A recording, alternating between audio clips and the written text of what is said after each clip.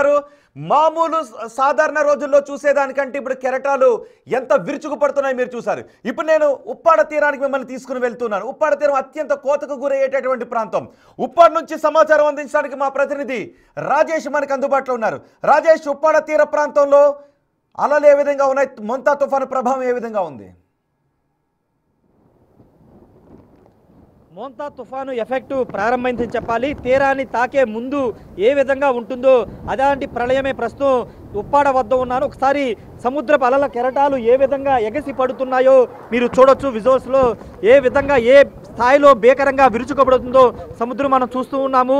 మరి కాసేపట్లో 5:30కి మోంతా తుఫాను తీరాన్ని తాకబోతున్న నేపథ్యంలో దానికి సంబంధించినటువంటి రూటుని సిద్ధం చేసుకునే విధంగానే మోంతా తుఫాను అడుగులు వేస్తుందని స్పష్టంగా అర్థం చేసుకోవచ్చు. మరోవైపు భీకర గాలులు, మరోవైపు వర్షం, మొత్తం కూడా సముద్రం అల్లకల్లోలంగా మారింది.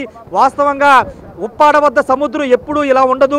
ఎంత హైట్లో దాదాపు 6 నుంచి 7 అడుగుల హైట్కు పెరిగినటువంటి పరిస్థితి. అలలు కూడా 7-8 అడుగుల ఎత్తులో అలలు వస్తున్నాయంటే సిచ్యువేషన్ ఎంత దారుణంగా ఉండబోతుందో అనేది మనకి అర్థమవుతుంది.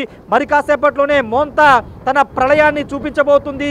తీరాన్ని తాకబోతున్న నేపథ్యంలో దానికి అనుగుణంగా వాతావరణంలో భారీ మార్పులు కనబడబోతున్నాయి. దాదాపు 100 కిలోమీటర్ల వేగంతో ప్రస్తుతం గాలులు వీస్తున్నాయి. అలల తాకిడి ఉప్పాడ బీచ్ రోడ్లోకి ఏ విధంగా ఎగసి పడుతున్నాయో చూడొచ్చు. మరోవైపు భీకర గాలులు ఏ విధంగా వీస్తున్నాయో మనం చూడొచ్చు. రోహిత్, పూర్తిగా 5:30 తర్వాత ఐ అలర్ట్ అయితే ఉండబోతుంది. 5:30 నుంచి అర్ధరాత్రి 12 గంటల వరకు మనం చూడొచ్చు. నిజానికి తీరం వైపు దూసుకొచ్చేస్తోందా సముద్రం అనే విధంగా ఉప్పాడలో అలలు ఎగిసిపడుతున్నాయి.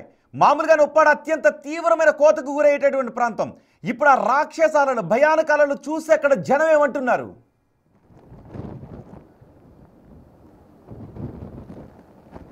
అంటే ఖచ్చితంగా ఉప్పాడకు సంబంధించి ఇక్కడ ఎగసిపడుతున్న అలలు కానీ మొత్తం ఈ ప్రాంతాన్ని అంతా ప్రస్తుతానికి క్లియర్ చేశారు.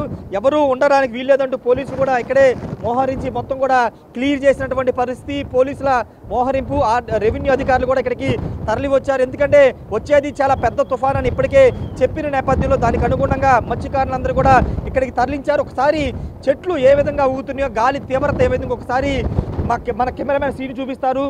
చెట్లు వంగిపోతున్నటువంటి పరిస్థితి. ఇంత గంటకు ముందు ఇలాంటి పరిస్థితి లేదు. అంటే గంటకు సిచ్యువేషన్ అంతా మారిపోతున్నటువంటి పరిస్థితి. 5:30 తర్వాత ఇంకా గాలుల తాకిడి పెరగబోతుంది. వర్షం కూడా కొమ్మరించే అవకాశం అయితే ఉంది. ఈ నేపథ్యంలో పూర్తిగా అటు రాష్ట్ర ప్రభుత్వం కానీ, జిల్లా యంత్రాంగం కానీ, కాకినాడకు సంబంధించినటువంటి జిల్లా యంత్రాంగం ఒక్కసారి మీరు చూడొచ్చు ఉప్పాడ తీర ప్రాంతంలో ఆ చెట్లు ఏ విధంగా వంగిపోతూ ఉన్నాయో. తుఫాను మరికొద్ది సేపట్లో తీరాన్ని తాకబోతుంది. తీరాన్ని తాకిన తర్వాత తుఫాన్ తీరం దాటడానికి సుమారు 5 గంటల నుంచి 6 గంటల సమయం పడుతుంది. ఈ 5-6 గంటల సమయంలో ఏమైనా జరిగే అవకాశం ఉంటుంది. చెట్లు కూలిపోవచ్చు, విద్యుత్ స్తంభాలు కూలిపోవచ్చు. ఒకవేళ అది పెను తుఫాన్ లాంటివైతే ఉప్పెళ్ళు వచ్చే అవకాశాలు కూడా ఉంటాయి. సో ఈ 5:30 గంటల పాటు ఏం జరగబోతుంది? నాన్ స్టాప్ గా బిగ్ టీవీ మీకు 5 గంటల పాటు కవరేజ్ అందిస్తుంది. తుఫాను తీరాన్ని తాకిన క్షణం నుంచి తుఫాను తీరాన్ని దాటే క్షణం వరకు నాన్ స్టాప్ గా తీర ప్రాంతం నుంచి బిగ్ టీవీ మీకు అప్డేట్స్ అందిస్తూనే ఉంటుంది.